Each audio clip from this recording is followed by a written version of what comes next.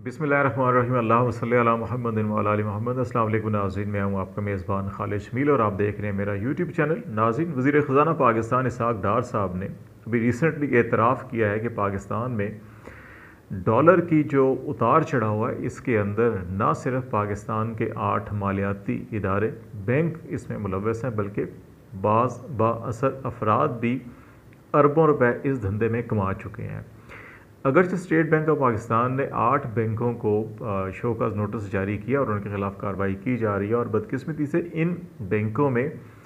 पाकिस्तान का कौमी बैंक जो नेशनल बैंक ऑफ पाकिस्तान है वो भी शामिल है, जिन्होंने पिछले 5 महीनों के अंदर जो इंटर बैंक रेट था उससे ज़्यादा कीमत के ऊपर एलसीज़ खोली और अरबों रुपए कमाए। और अभी एक रफ़ एस्टिमेट लगाया जा रहा है कि 50 से 55 अरब रुपए जो है कि इस सारे धंधे के अंदर जो है कि बैंकों ने ये कमाया है। इसकी तहकीकात होंगी, लेकिन जो सबसे बड़ा इशू या क्वेश्चन है जिसके ऊपर बातचीत करना जा रहे हैं कि इसमें बैंकों के साथ साथ जो बाअसर अफराद हैं उनको भी नाम लिए जाने चाहिए और उनके ख़िलाफ़ भी कार्रवाई होनी चाहिए। दूसरी बात कि यकीनी तौर के ऊपर निजी बैंक जो हैं कि वो भी उतने ही कानून के पाबंद हैं जितने कि सरकारी हैं, लेकिन सरकारी बैंक नेशनल बैंक के ऊपर ज़िम्मेदारी ज़्यादा आयद होती है कि अगर रियासत का अपना बैंक इस किस्म का काम करेगा, इस किस्म की गैर कानूनी जो है कि वो ट्रांजैक्शन या इस किस्म के हथकंडे इस्तेमाल करेगा, तो फिर रियासती इदारों, कौमी इदारों और कौमी अफराद का जो एतमाद है वो अपने इस इदारे के ऊपर जो है कि वो ख़त्म होगा। तो इसका ज़्यादा सख्ती से नोटिस लेना चाहिए। दूसरा, इसके साथ जुड़ा हुआ जो मामला है वो नेशनल बैंक ऑफ पाकिस्तान की अभी रिसेंटली भी हमने बातचीत की थी कि इसकी एक audit report national bank of Pakistan अपना ऑडिट नहीं करवाता था ऑडिटर जनरल ऑफ पाकिस्तान से, और इस पर बड़ा एक हंगामा खेज़ इजलास भी हुआ था पब्लिक अकाउंट्स कमेटी में, जिस पे बड़ी सजनिश हुई उस वक़्त के जो चेयरमैन थे बैंक के ज़ुबैर सोमरो और प्रेसिडेंट आरिफ उस्मानी उनकी, और फिर बाद में ऑडिटर जनरल पाकिस्तान को ऑथराइज़ किया गया कि उसका ऑडिट करें। उससे पहले बैंक का ये ख्याल था कि वो जवाबदेह नहीं है ना तो पब्लिक अकाउंट्स कमेटी को, ना ही ऑडिटर जनरल पाकिस्तान के ऑफिस को, और वो अपने इंटरनल या थर्ड पार्टी ऑडिट करवा लेते हैं और वही काफ़ी है। लेकिन इस मौक़िफ़ को तस्लीम नहीं किया गया, और ऑडिटर जनरल पाकिस्तान ने जब ऑडिट किया तो बहुत होशरुबा इंकशाफात सामने आए और बड़ी खौफनाक रिपोर्ट सामने आई, जिसके नतीजे में ये ऑडिट किया गया था 2012-13 से 2019-20 के दौरान की मुद्दत का ये ऑडिट किया गया था, और इसके ऑडिट के नतीजे में 117 पैराग्राफ बनाए गए थे और जिसमें तकरीबन कोई 236 अरब के करीब जो है कि माली बेज़ाब्तियों की निशानदेही की गई थी, और ये ह्यूज अमाउंट। तो ये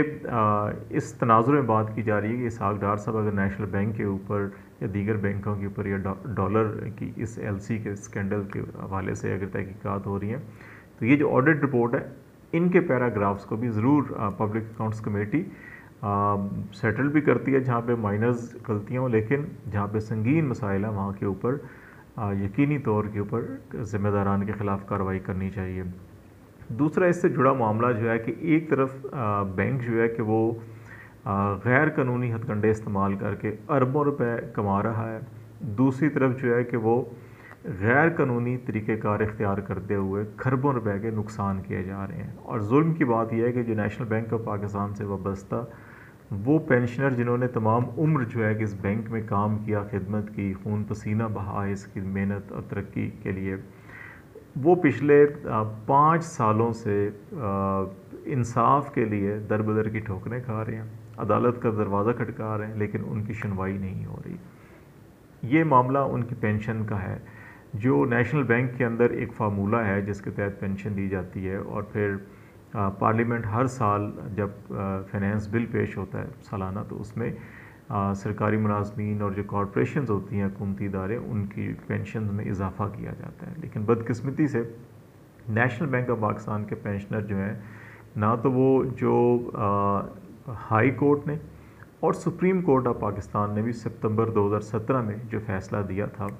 उसके ऊपर अमल दरामद नहीं हो रहा, और ना ही पार्लियामेंट के फ़ैसलों के ऊपर अमल हो रहा है। पेंशन में जो इंक्रीमेंट होती है एनुअल, वो भी नहीं दी जा रही। इस सिलसिले में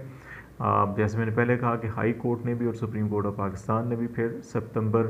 2017 में जो नेशनल बैंक की रिव्यू पिटिशन थी उसके ऊपर जो है एक फ़ैसला दिया और कहा कि नहीं, जो पेंशनर्स का मौक़िफ़ है वो ठीक है और उनको उसी फार्मूले के तहत पेंशन दी जाए जो इनका क्लेम है, और दूसरा उनको इंक्रीमेंट जो पार्लियामेंट लगा रहा है वो भी दिया जाए। लेकिन बदकिस्मती से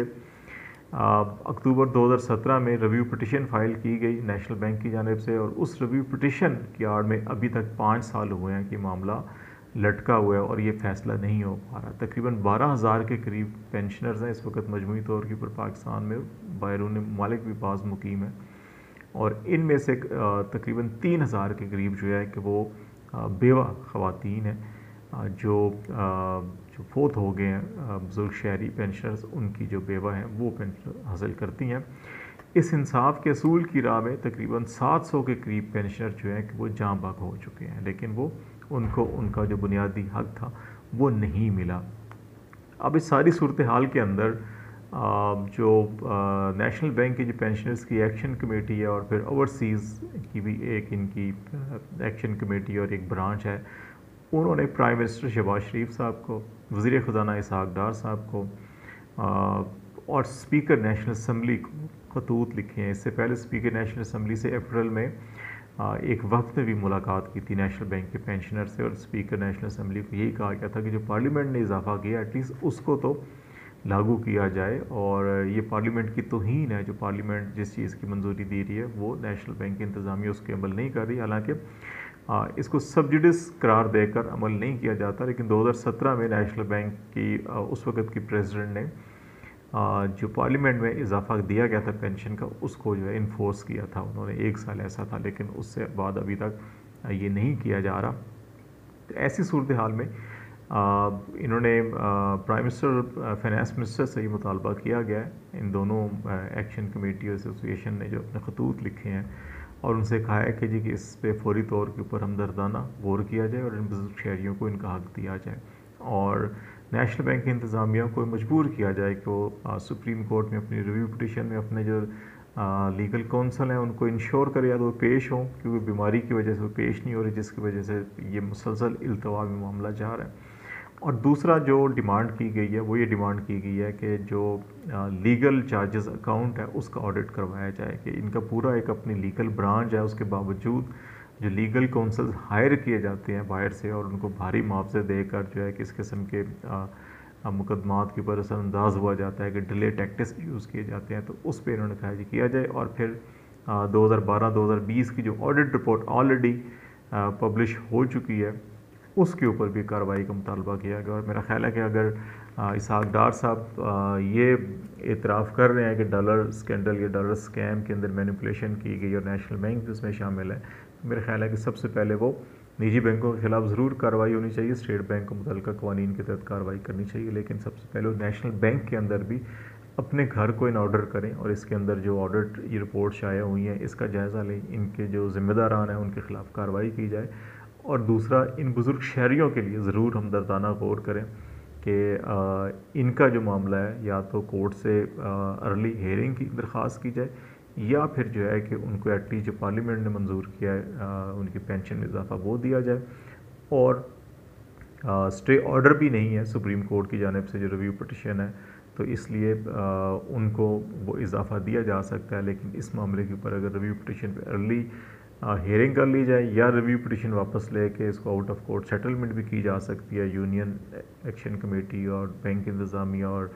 फाइनेंस मिनिस्ट्री के हुकाम बैठ कर इसको सेटलमेंट भी कर सकते हैं अगर इसको तवज्जो दी जाए। तो हज़ारों जो इस वक्त बुज़ुर्ग शहरी हैं जिनको कॉन्स्टिट्यूशन और लीगल जितने भी हमारे कवानीन हैं और bank state bank of Pakistan के जो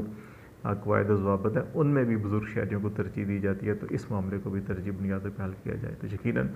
हुकूमत वक्त जो है कि वो जो है कि इन बुज़ुर्ग शहरियों की दुआएँ लेगी। आज तक के लिए इतना ही। खालिद जमील को इजाज़त दीजिए। अल्लाह हाफ़िज़।